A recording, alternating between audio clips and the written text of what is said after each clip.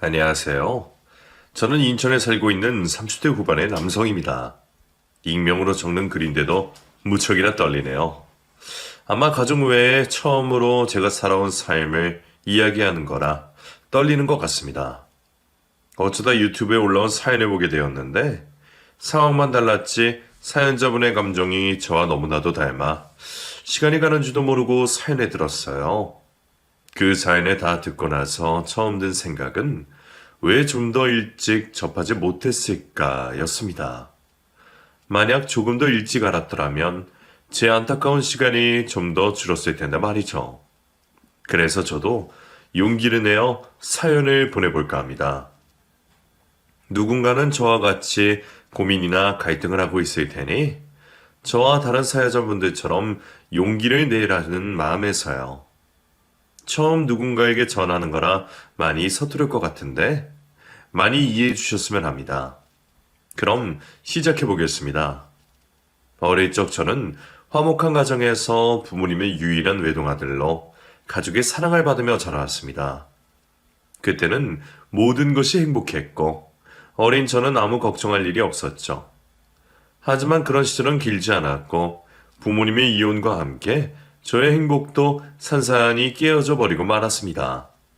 그때는 제가 어렸던 탓에 자세한 부모님의 사정은 알지 못하지만 이혼을 하시기 얼마 전부터 부모님이 자주 싸우셨던 것이 기억이 납니다. 이전까지만 해도 집안에 큰 소리 날 일 없이 화목했던 저희 집이 언젠가부터 다툼으로 불안해져 갔죠. 싸우시던 부모님은 결국 이혼을 하시게 되었고 저는 그 후로 그동안 별로 가깝지 않았던 친할머니 손에 맡겨지게 되었습니다. 할머니를 포함한 집안 식구들은 바람난 엄마 때문에 저희 가정이 파탄났다며 모두들 엄마 탓을 했고 그런 어른들의 말을 듣고 자란 저는 엄마의 외도로 우리 가정이 깨어졌다는 것을 알게 되었죠. 제가 부모님을 잃고 할머니에게 맡겨진 것이 엄마 때문이었다는 것을 알게 되고 많이 힘들 수밖에 없었습니다. 하지만 그때는 그런 원망보다도 엄마에 대한 그리움이 더 컸던 것 같아요. 그때 저는 여전히 부모가 필요한 나이였고 저를 거둬주신 할머니는 제게 좋은 보호자가 되어주지 못하셨거든요. 부모님이 이혼을 하시고는 자기 자식을 호래비 만들었다면서 제 앞에서 항상 엄마 욕을 해오셨던 할머니는 그런 저를 두고 떠난 며느리에 대한 원망 때문인지 제게도 참 박하게 구셨습니다. 하나뿐인 손주에게 정 한 번 주지 않으시고 늘 엄하고 무섭게 저를 키우셨고 가뜩이나 본인의 이혼으로 상처 입은 저는 할머니에게도 마음을 열지 못하고 겉돌 수밖에 없었죠. 제가 그럴수록 할머니는 저를 다독여 주시기는커녕 더 크게 혼을 내셨고 그런 할머니 때문에 저는 집에 들어가기 싫을 정도로 끔찍한 어린 시절을 보낼 수밖에 없었어요. 할머니 때문에 힘들 때면 저는 항상 그리운 엄마 생각이 날 수밖에 없었고 결국 엄마를 찾을 수밖에 없었죠. 제가 엄마 아버지와 따로 연락을 하고 지내진 않았지만 저를 걱정해 연락해 주시는 이모와는 가끔씩 소식을 나누고 지냈었습니다. 그 이모에게 떼를 부려 엄마가 지내시는 곳을 겨우 알게 된 저는 할머니에게 벗어나고 엄마와 함께 살기 위해 할머니 집을 도망쳐 가게 되었습니다. 그렇게 물어 어렵게 엄마를 찾아갔지만 엄마는 오랜만에 만난 저를 보고 전혀 반가워하지 않으셨어요. 엄마, 나왔어. 나 엄마랑 살고 싶어서 찾아왔어. 엄마, 나 보고 싶었어? 세상에, 너 어떻게 알고 여길 찾아왔니? 너 여기 오면 안 돼. 엄마, 너랑 같이 살 수 없어. 할머니 걱정하시기 전에 얼른 집으로 돌아가라, 얼른. 엄마는 제 기대와 다르게 집을 나온 저를 보고 난색을 표하시고 저를 마치 모르는 사람처럼 경계하는 눈빛을 보이시며 집으로 돌아가라고 하셨습니다. 그저 반가운 엄마의 얼굴을 기대하고 있던 저는 생각하지 못했던 낯선 엄마의 모습에 당황할 수밖에 없었고 저를 떠밀어 보내는 엄마의 행동에 큰 충격을 받게 되었습니다. 그리고 그 일이 제게는 절대 잊을 수 없는 상처가 되어버렸죠. 그때까지도 할머니의 말을 들으면서도 엄마가 나쁜 사람일 리 없다고 생각했던 저는 저를 매몰차게 대한 엄마를 보며 엄마에 대한 원망을 원색적으로 드러낼 수밖에 없었습니다.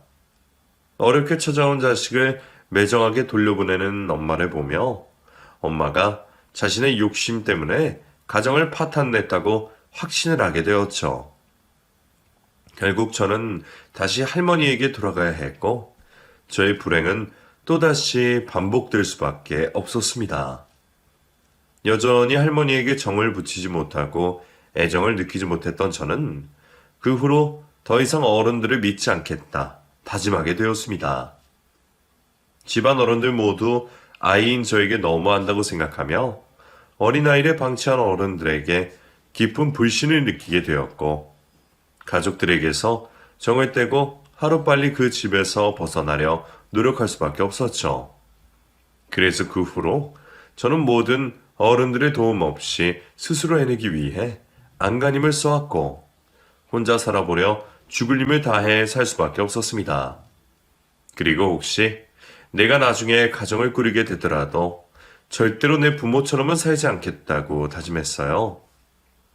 그렇게 어릴 적 상처를 미처 치료하지 못한 저는 그 상처를 자양분 삼으며 제 스스로 채찍질하며 열심히 살아갔고 그렇게 이 악물고 살아온 탓인지 어느새 저는 주변에서 성실하다며 좋은 평가를 받으며 꽤 성공한 삶을 살게 되었습니다. 저는 더 이상 남에게 손 벌리기 싫어 발버둥 치는 꼬맹이가 아니었고 이제는 필요한 게 있으면 충분히 자급자족할 수 있는 어른이 되었습니다.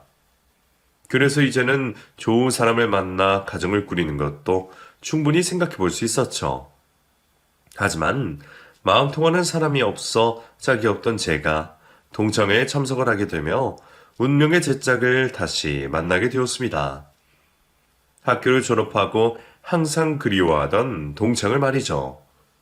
몰라보게 예뻐진 그 친구는 어렸을 적 저의 첫사랑이었습니다. 같은 반이었던 시절 저와 비슷한 형편과 가정의 모습이었지만 저와 다르게 성격도 밝고 친구도 많았던 정연이가 제 기억에 또렷이 남아 있었습니다.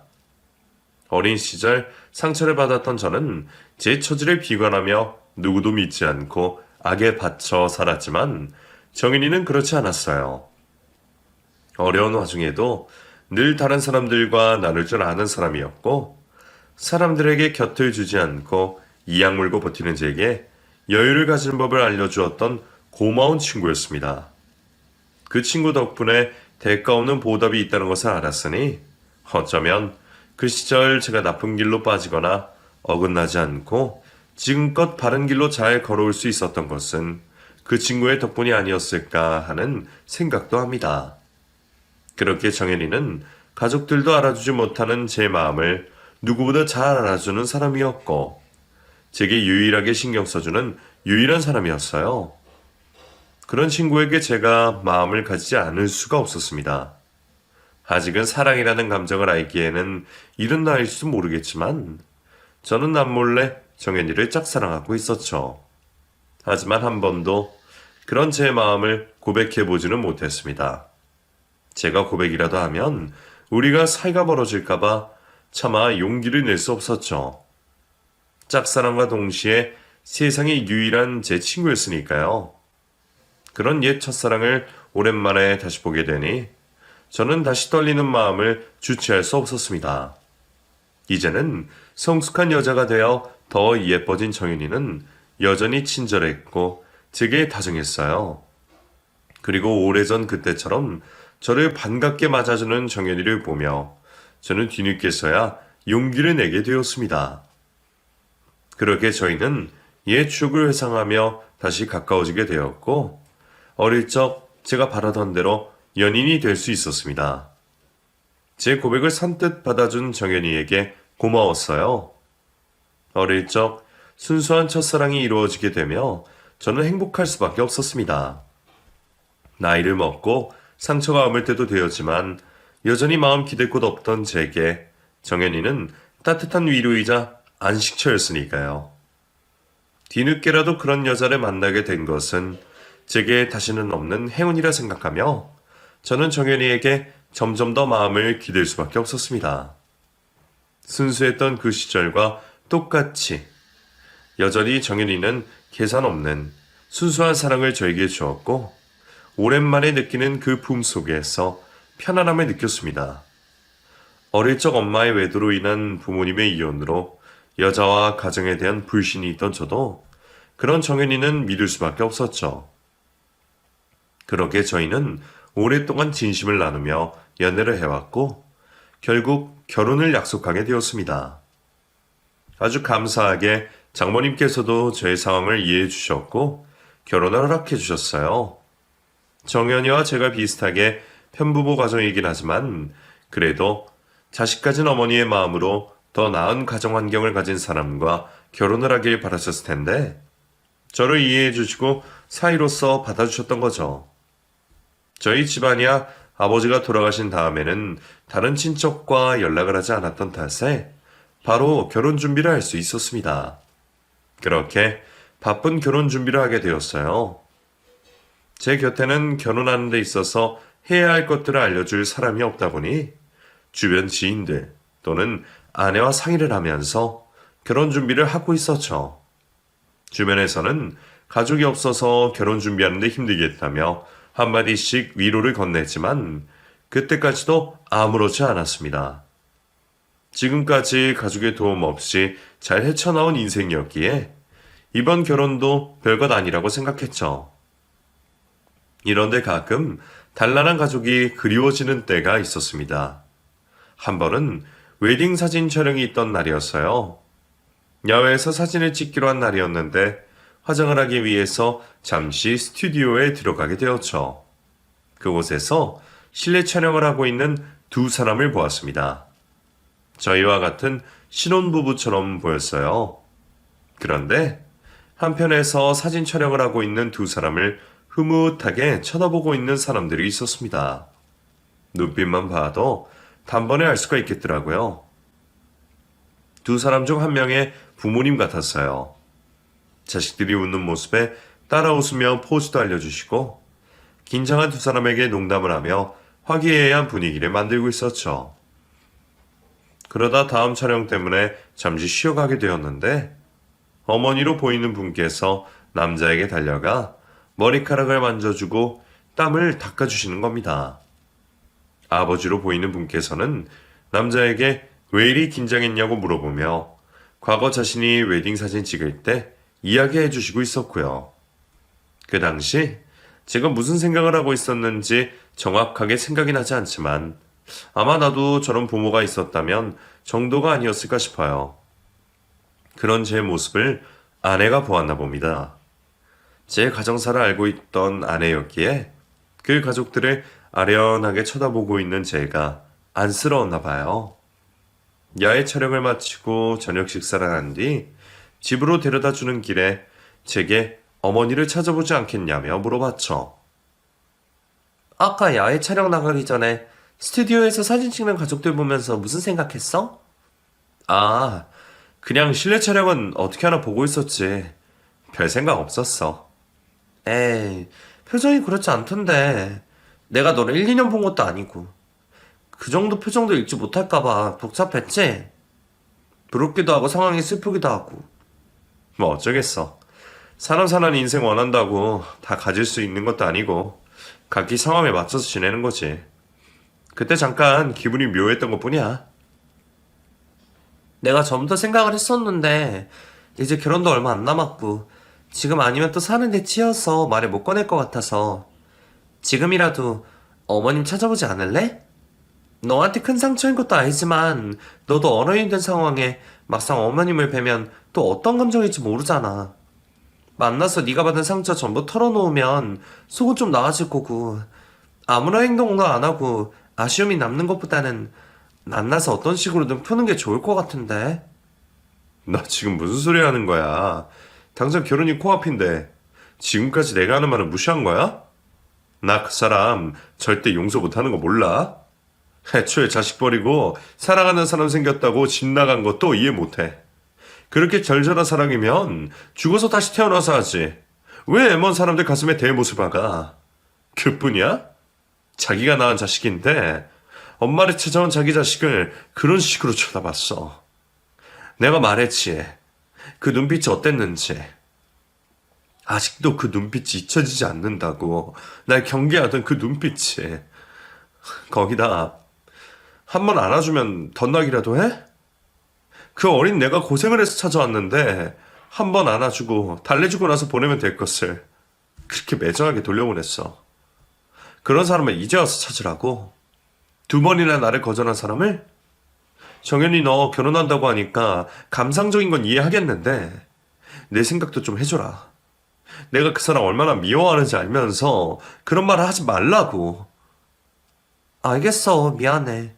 나는 네가 결혼을 하니까 혹시 마음에 변화가 있지 않을까 싶어서 말했던 거야. 미안. 순간 어머니라는 말을 듣자 화가 났던 저는 저를 생각해서 말을 꺼낸 아내에게 화를 내고 말았습니다.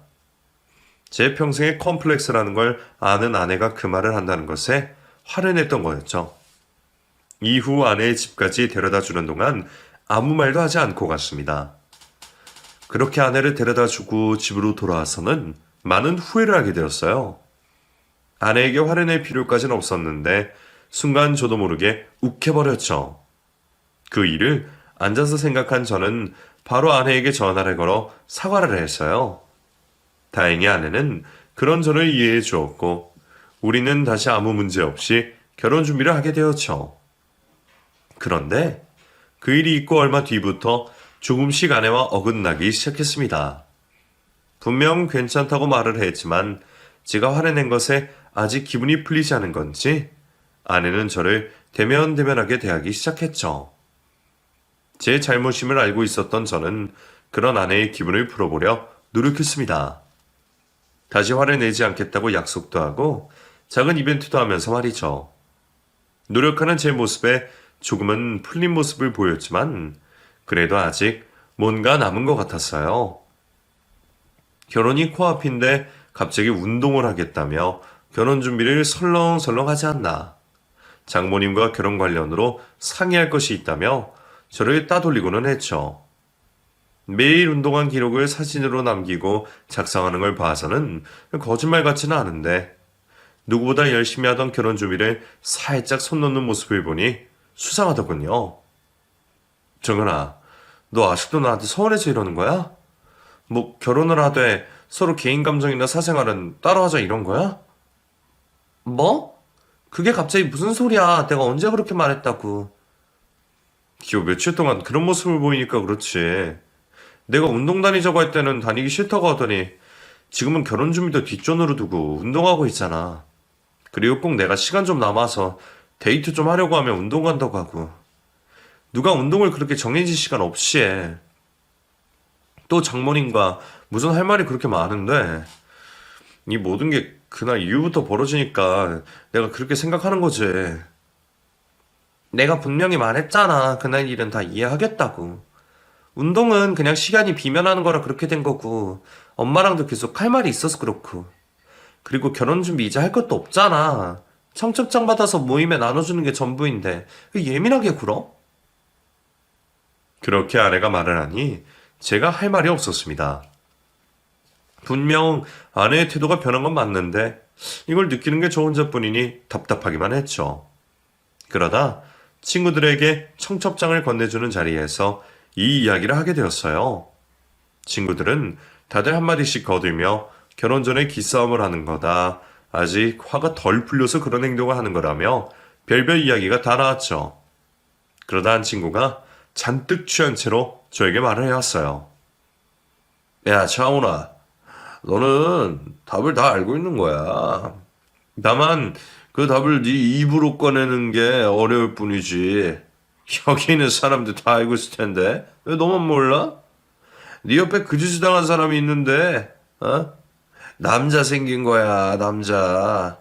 여자들 결혼할 때 보면 별 이상한 감정에 다 휘둘려서 예전 남자들 생각나고 그런데 지금 하는 이야기 들어보면 진지한 만남인지 단순한 잠깐의 일탈인지는 모르겠지만 남자 만나는 것밖에 더 있겠어?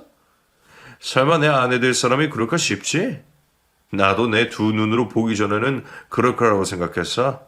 그런데 생각보다 그런 일 엄청 많다. 여기 모인 사람이 8명인데 그 중에 나 하나는 그 일을 당한 걸 보면 모르겠어? 이거 많이 취했네. 쓸데없는 헛소리를 하고 있어. 장훈아, 얘 말 마음에 두지 마.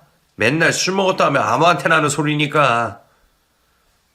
술에 취한 그 친구는 자신이 말했던 것처럼 결혼 전 예비 신부의 바람으로 파혼을 했던 친구였습니다. 가까운 사람에게 그런 말을 들었다고 해서 아내가 저 말고 다른 남자를 만났고 있을 거란 생각은 하지 않았어요. 학창시절이나 연애시절 내내 믿음직한 모습을 보였던 아내였기에 친구가 술주정을 부리며 한 말은 절대 아닐 거라 생각했죠. 하지만 한 가지는 확실했습니다. 다른 사람이 보더라도 지금 아내가 저에게 보여주는 이 상황이 분명 수상쩍다는 거예요. 뒤늦게 수상한 아내를 알아보려고 했지만 이미 결혼식 날짜가 코앞에 다가와 있었고 찜찜한 마음만 남긴 채 결혼식을 올리게 되었습니다. 신혼여행은 아무 생각하지 않고 즐겼어요. 아내도 결혼식을 올리기 전과 같이 수상한 모습을 보이지 않았죠. 딱 한 가지, 운동을 열심히 하는 것 빼고요.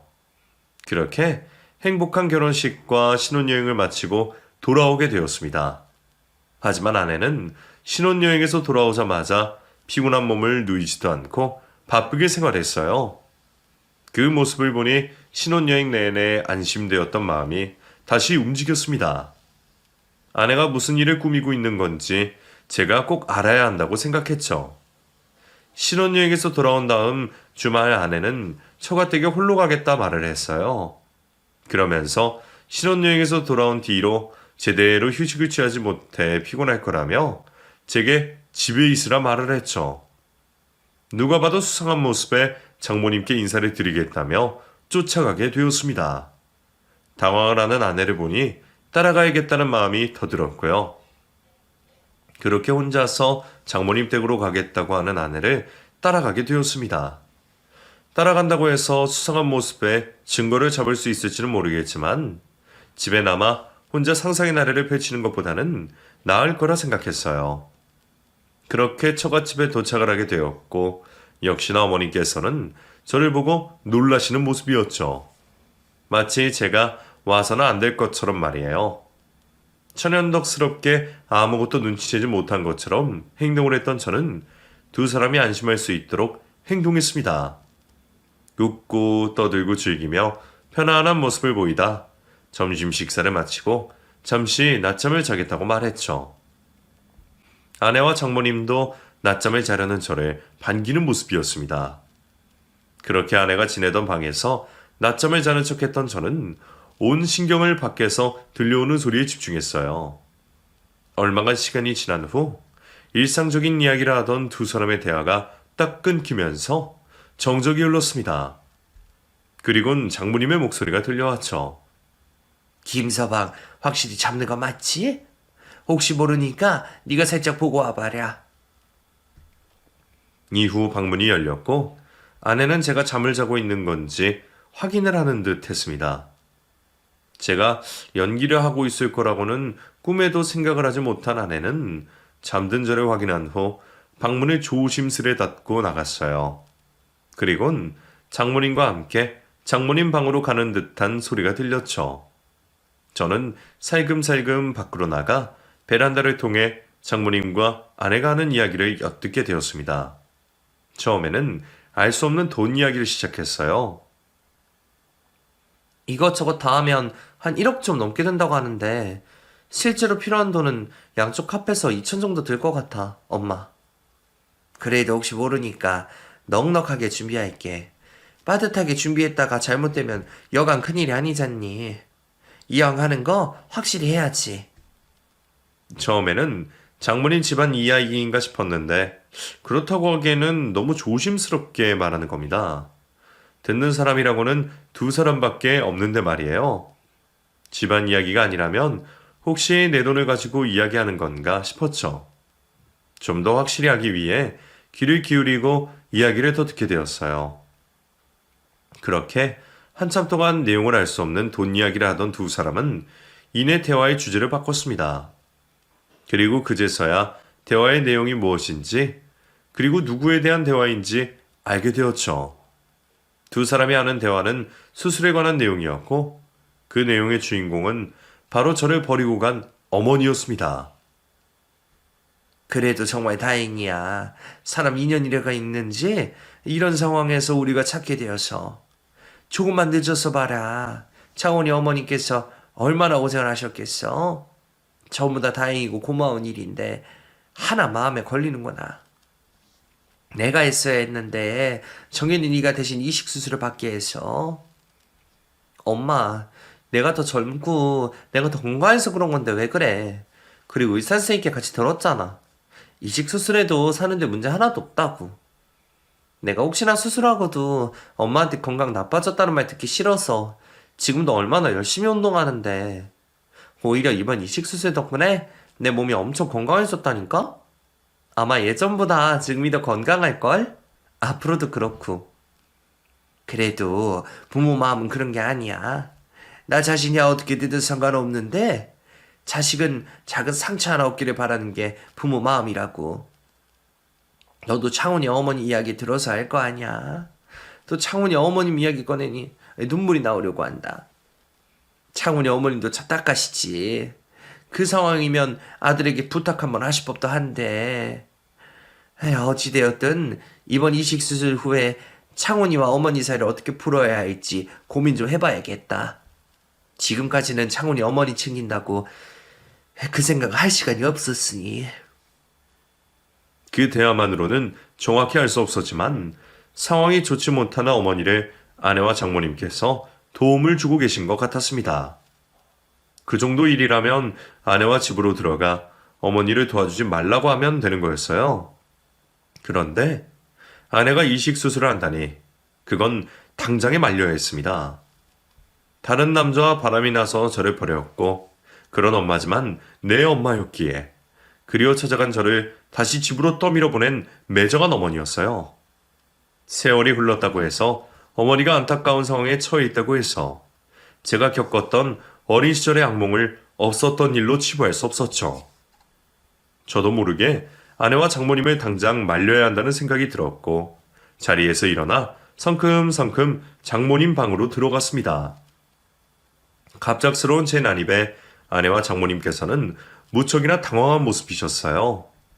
저는 두 사람의 놀란 마음을 신경 쓰지 않고 당장 지금 계획하고 있는 일을 모두 중단하라고 외쳤죠. 두 분이 나누고 있던 대화 전부 엿들었습니다. 다른 말 하지 마시고 지금 하시는 일 그만두세요. 지금까지 도와준 걸 가지고 뭐라 하지 않겠습니다. 도와주신 내역 전부 알려주시면 제가 전부 그대로, 아니 2배로 보상해 드릴게요. 근데 이식 수술 그건 절대 안 됩니다. 그 사람 말로만 제 어머니예요. 자기 인생 살겠다고 자식 버리고 간 사람을 어떻게 어머니라고 할 수 있습니까? 거기다 당신 찾아온 자식 품어주기는커녕 의심의 눈빛으로 저를 다시 돌려보낸 사람이에요. 과거에도 그리고 앞으로도 제 어머니 아닌 사람이니 무슨 도움을 주시든 여기까지만 하세요. 설령 목숨이 달린 수술이라고 하더라도 제 아내 그리고 장모님 희생 용납 못하겠습니다. 여보, 그런 게 아니야. 우선은 흥분 가라앉히고 우리 얘기 들어봐. 우리가 먼저 설명을 못한 건 미안한데 당신이 이렇게 화낼 줄 알고 말을 못했던 거야. 우리가 전부 설명해 줄게. 아내의 말에 저는 화를 내며 당장 그만두라 소리쳤습니다. 그런데 장모님께서는 그런 제 모습에도 아랑곳하지 않으셨고 지금까지 어머니께서 살아오신 인생을 대신 이야기해 주셨어요. 장모님 위에서 이야기가 시작되자마자 화를 내고 있던 저는 모든 힘이 빠져 주저앉을 수밖에 없었죠. 이야기가 시작된 처음부터 알게 되었습니다. 지금까지 제가 잘못 알고 있었다는 걸요. 외도를 하고 있었던 건 어머니가 아니었습니다. 바로 아버지였죠. 어머니께서는 그 사실을 알고 바로 아버지께 따지셨던 것 같습니다. 하지만 가부장적인 아버지께서는 오히려 자신의 잘못을 따져묻는 어머니께 화를 내셨고 폭력을 휘두르셨다고 해요. 그날부터 아버지는 어머니를 가만두지 않았고 지속적으로 가정폭력을 일삼았고 어머니는 아버지의 폭력에 저항하셨죠. 평소에도 주변 사람들의 눈을 의식한 아버지는 같이 생활하는 저도 눈치챌 수 없게 옷으로 가려지는 것만 골라 어머니께 폭력을 휘둘렀다고 합니다. 어머니께서는 도망갈 생각도 여러 번 하셨지만 당시 여자 혼자 아이를 키우는데 부정적인 사회 시선과 어려워질 생계로 인한 가정을 지키려고 하셨던 것 같아요. 하지만 외도를 하고 있는 여자와 가정을 꾸리고 싶었던 아버지는 어머니와 다시 가정을 이어갈 생각이 없었다고 합니다. 결국 자신의 뜻처럼 어머니께서 떨어지지 않자 흥분한 아버지가 흉기를 들고 저 어머니를 해야겠다는 말을 했다고 해요. 다행히 행동으로는 이어지지는 않았지만 또다시 아버지가 흥분한다면 큰일이 벌어질 수도 있다는 걸 알았던 어머니는 아버지가 원하는 대로 저를 데리고 떠나시려고 하셨죠. 원래대로라면 제가 어머니와 같이 그 집을 떠나 생활을 하게 되었을 거예요. 그런데 이 사실을 아시게 된 할머니께서 장소는 어디에도 보낼 수가 없다며 저를 놓고 떠나라고 어머니께 말을 하셨던 거죠. 그래서 저를 두고 어머니께서 떠나시게 된 겁니다. 나중에 어머니께 직접 들은 이야기이지만 자신을 따라가지 않으면 밥이라도 마음껏 먹을 수 있고 지붕 있는 집에서 추위에 떨지 않고 생활할 수는 있으니 저를 두고 떠나셨다고 해요. 물론 자식을 두고 떨어지지 않은 발걸음을 억지로 한 발자국씩 옮기면서 말이죠. 그 뒤로 어머니께서는 이혼을 당한 여자라며 외가의 도움도 받지 못하셨고 홀로 겨우 몸을 챙기며 사셨다고 해요. 그러다 어느 날 제가 어머니 앞에 나타난 거죠. 아들인 제가 자신의 눈앞에 왔을 때까지도 사무친 그리움이 만들어낸 허상이라고 생각하셨다고 합니다. 가끔 제가 나오는 꿈을 현실이라고 생각하셨던 일이 많으셨던 탓이었죠. 그러다 눈앞에 있는 제가 허상이 아닌 것을 아셨는데 반가움보다 걱정이 되셨다고 합니다. 혹시 자신이 떠난 뒤로 폭력적인 아버지에게 자신을 대신하여 폭행을 당하고 있지는 않을까 하고 말이죠. 제가 느낀 경계의 눈빛은 처음에는 허상인가 현실인가를 확인하는 거였고 두 번째는 제 몸에 상처가 없는지 확인을 하셨던 거였어요. 그렇게 제 몸에 작은 생채기마저 없자 어머니께서는 안심을 하셨지만 곧바로 다른 불안한 생각이 드셨죠. 자신이 찾아온 걸 할머니 또는 아버지가 한다면 제가 큰 혼이 날까 싶어 걱정이 되셨던 겁니다. 결국 불안한 마음에 저를 안고 싶어하는 마음을 억누르고 집으로 돌아가라며 매정하게 돌아섰던 거예요. 아무것도 몰랐던 저는 그 상황을 또다시 오해했던 거고요. 그 일로 제 마음이 돌아섰을 때 어머니께서는 홀로 마음 아파하시며 저를 그리워하셨다고 합니다. 아주 잠깐이었지만 저를 돌아세우며 만진 제 온기를 위안 삼으며 살아오셨고요. 그 후에도 제가 모르게 어머니는 저를 보러 찾아오셨다고 합니다. 성인이 되기 전까지는 아버지와 할머니에게 들킬까 싶어 멀리서만 저를 지켜보셨던 거죠. 그러다 제가 대학을 졸업하고 사회생활을 하며 마주쳤을 때 어머니께 냉랭한 모습을 보이자 자신의 잘못으로 모든 걸 받아들이시고 평생 자식 버릴 죄책감을 안고 사셨던 거죠. 그렇게 평생 홀로 외롭고 힘든 삶을 사셨던 어머니께서 최근에 간암 판정을 받으시게 된 겁니다. 어려운 형편이긴 하지만 보험이 적용되어 치료를 받을 수 있었던 어머니께서는 당신께 찾아온 병이 아들을 버린 죄라고 생각하시며 치료를 거부하셨다고 해요. 그래서 겸허히 자신의 인생을 내려놓고 고통을 받겠다는 선택을 하시고 죽음만을 기다리신 거죠. 그런 절체절명의 상황에서 저를 대신하여 아내와 장모님께서 어머니를 찾으신 겁니다. 그러다 어머니의 상황을 아시게 된 거예요. 그날부터 장모님과 아내는 어머니가 치료를 받도록 설득을 하게 되었고 어머니 마음을 움직이게 갖은 노력을 하셨다고 합니다. 아내는 일부러 시간을 내어 어머니께 찾아가서 제 학창시절과 연애 때 이야기를 했고 장모님께서는 지친 어머니의 마음을 달래시며 어머니의 마음을 움직이셨죠. 결국 두 사람의 노력 끝에 어머니께서는 치료를 받으시기로 마음을 먹으셨고 아내와 장모님과 함께 병원을 찾아갔다고 해요. 그곳에서 현재 간암의 진행 상태로 봤을 때는 간 이식이 가장 좋을 것 같다는 의사 선생님의 말을 듣고는 아내가 자신이 이식 기증자가 되겠다며 나서게 된 거죠. 그래서 결혼식을 준비하면서부터 바빠지게 된 겁니다. 조금이라도 더 건강한 몸 상태에서 이식 수술을 하기 위해 매일 짬이 날 때마다 운동을 하기 시작했고 어머니를 저 몰래 챙기고 있었던 거죠. 장모님께서도 마찬가지셨고요. 아내가 한 말처럼 어머니의 이야기를 꺼내기만 하면 흥분을 하는 저 때문에 혹시나 이식 수술하는 데 있어서 문제가 생길까 싶어 저에게 이 사실을 숨겼던 거고요. 수술을 하고 난 뒤 어머니께서 몸을 회복하시면 그때 두 모자가 만나는 자리를 만들면 되겠다고 생각한 거죠.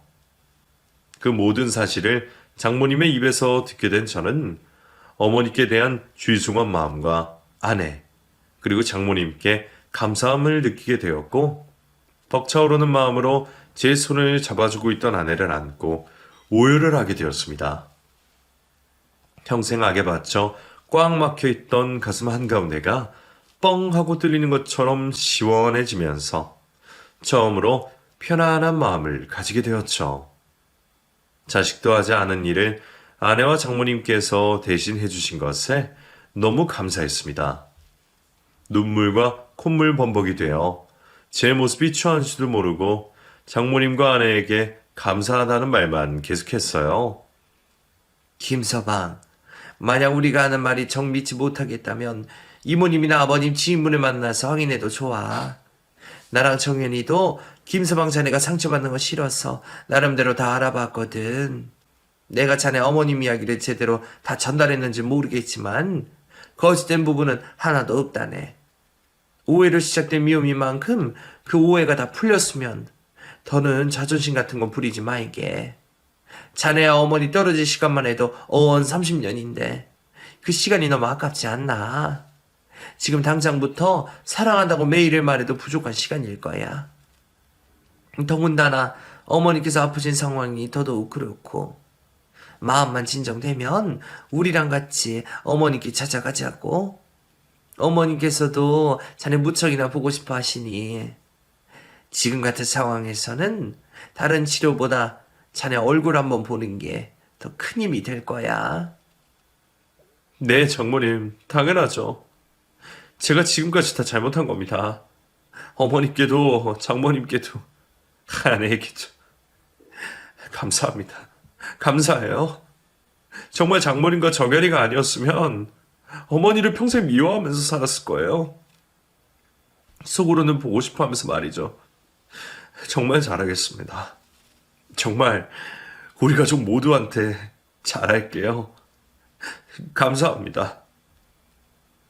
장모님께서도 오해를 하고 있는 저 아내를 보시곤 고개를 돌리시고 눈물을 훔치셨습니다.